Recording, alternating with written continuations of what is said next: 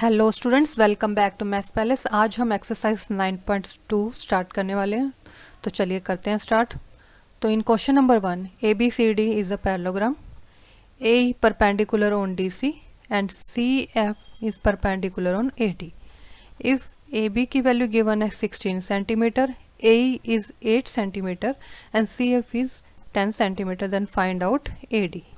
तो हमें किसकी वैल्यू फाइंड आउट करनी, ए डी की। अब देखिए, सबसे पहले हमें पता है A B C D is a parallelogram, तो हम लिखेंगे in A B C D parallelogram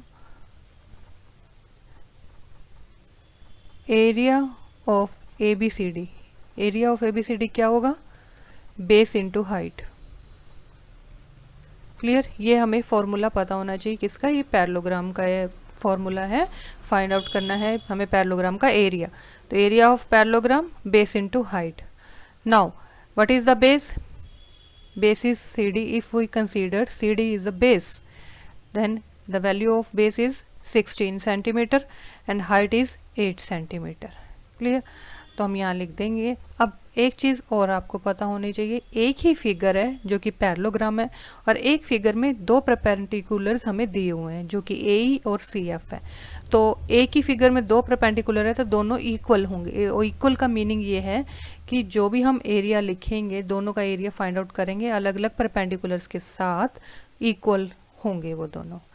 it means area of this perpendicular is equal to area of this perpendicular.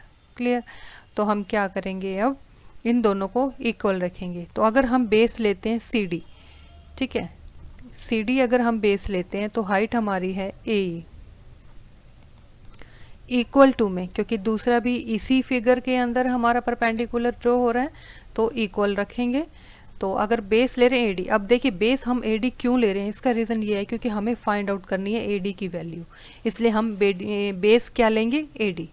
तो base is AD into height की value कितनी है, height जो कि perpendicular draw हो रहा है, तो वो कितना है 10, तो वो है क्या, सी एफ। बस अब वैल्यूज पुट कर दो, C D is 16 and A is 8 centimetre, equal to में ए डी की वैल्यू हमें फाइंड आउट करनी, एज इट इज़ रहेगा, into C F. C F हमारे पास कितना गिवन है, 10। ओके, नाउ 16 इंटू 8, ये जो 10 मल्टीप्लाई में है, इक्वल के लेफ्ट हैंड साइड में डिवाइड में आ जाएगा, रेसिप्रोकल हो जाता है, आप जानते हैं, इक्वल टू में ए डी। अब देखिए 2 8 सा 2 5 सा कितना आ गया, 64 बाय 5 इक्वल टू में ए डी। तो वैल्यू कितनी आ जाएगी इसकी, इसको जब हम डिवाइड करेंगे 12.8 इक्वल टू में ए डी, और वैल्यू क्या हो जाएगी, 12.8 सेंटीमीटर स्क्वायर। ठीक है, ये वैल्यू है इसकी, और हमें यही फाइंड आउट करना था। होप ये क्वेश्चन आपको समझ आ गया होगा। If you have any doubt you can ask in comments. Thank you for watching, मिलते हैं नेक्स्ट वीडियो में। Till then be happy, stay healthy and keep connected to Maths palace.